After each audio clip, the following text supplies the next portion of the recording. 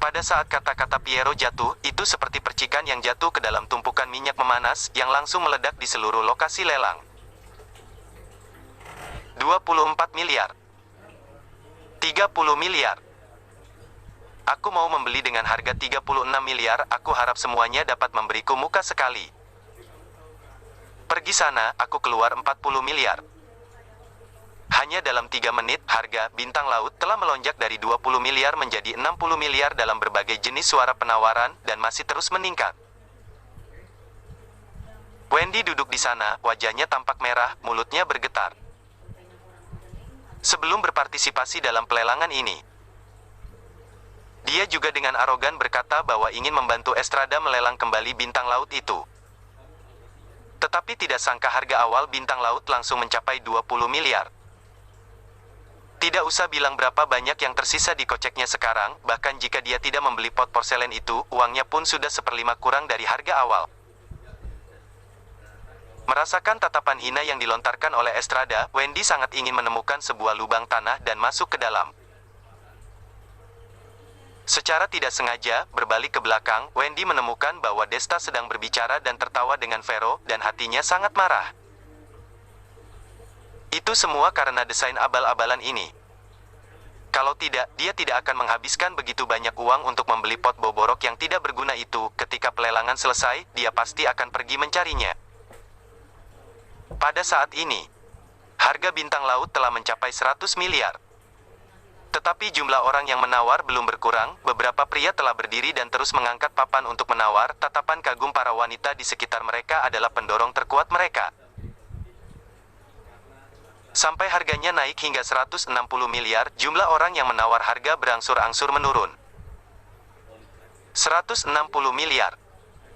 Jumlah uang ini telah melampaui total aset banyak keluarga di seluruh distrik Sanbaku. Bahkan perkembangan pesat dari keluarga Chen kali ini, penambahan total asetnya hanya ada 100 miliar. Hingga kini, mereka yang masih bisa menawar adalah keluarga pada tingkat yang sama dengan keluarga Dong atau keluarga yang lebih kuat. 190 miliar. Ketika penawaran mencapai 190 miliar, seorang pria botak setengah baya tiba-tiba mengangkat tangannya dan berteriak keras.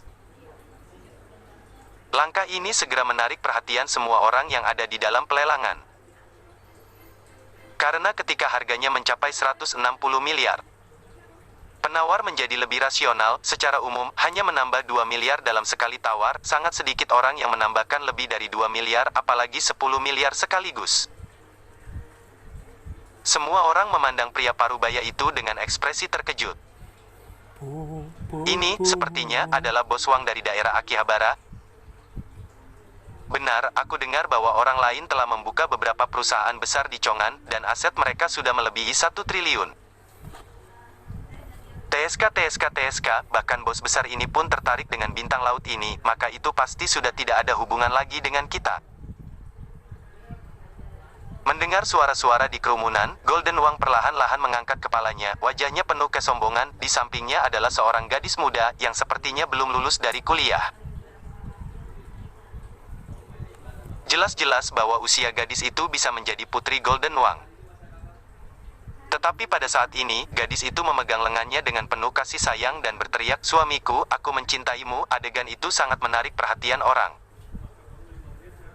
190 miliar untuk pertama kalinya. Apakah ada orang yang ingin menambah lagi? Wajah Piero kemerahan, dan nadanya penuh kegembiraan.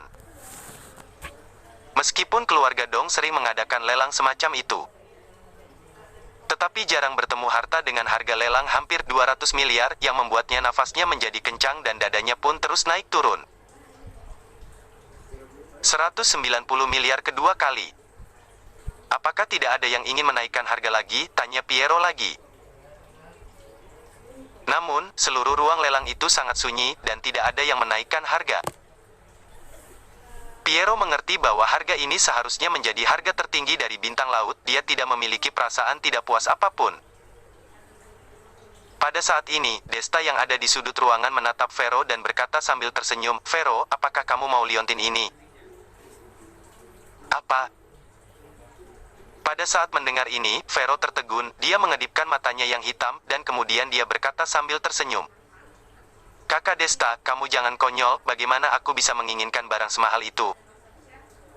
Setelah mengatakan ini, dia mengalihkan pandangannya ke tempat lain, tetapi Desta masih melihat keinginan atas bintang laut dari mata gadis itu.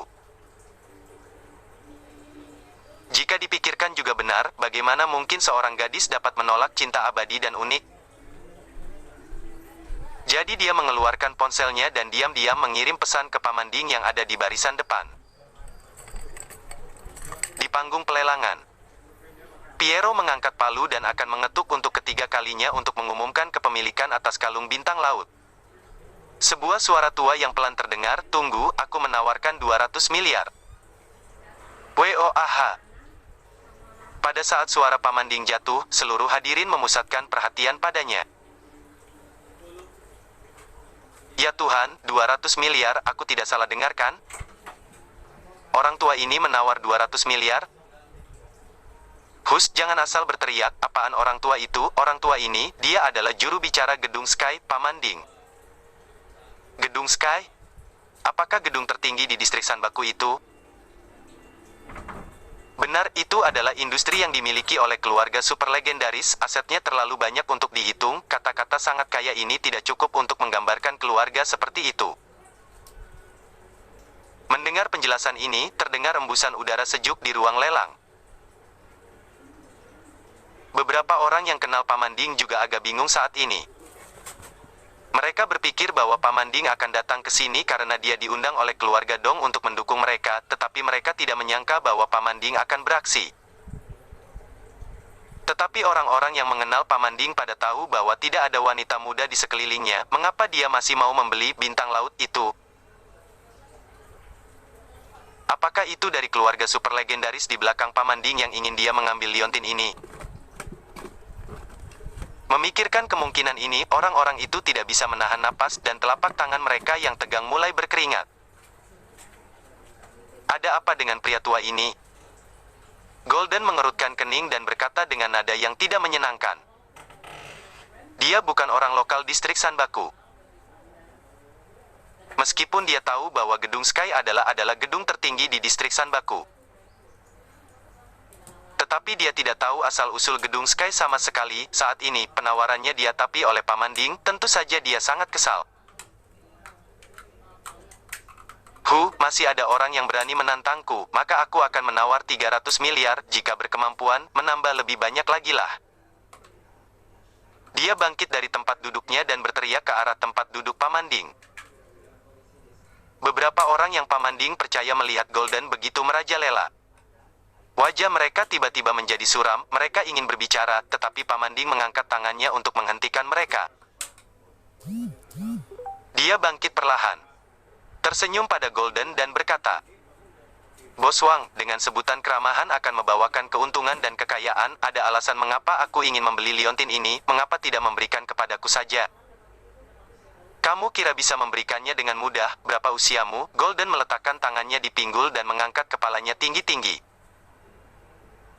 "Haha, anak muda, kamu tidak bisa bersaing denganku." Pamanding mengubah cara bicaranya, nadanya menjadi agak dingin. "Kalau begitu kamu menawar saja. Hanya bisa berbasa-basi." Siapa yang tidak bisa? Golden tidak takut. Dia telah memutuskan bahwa tidak peduli berapa banyak yang Pamanding tawarkan. Dia akan mengikutinya, dia tidak percaya dirinya tidak bisa melawan seorang bocah tua yang tubuhnya terkubur sampai leher. "Kalau begitu aku akan menawar sebesar 10 triliun, pada saat Golden membuat keputusan, Pamanding perlahan mengulurkan 5 jari dan berkata dengan tenang. Tiba-tiba, wajah Golden memerah seperti ayam jago yang tercekek di lehernya, dan napasnya tidak menjadi sesak.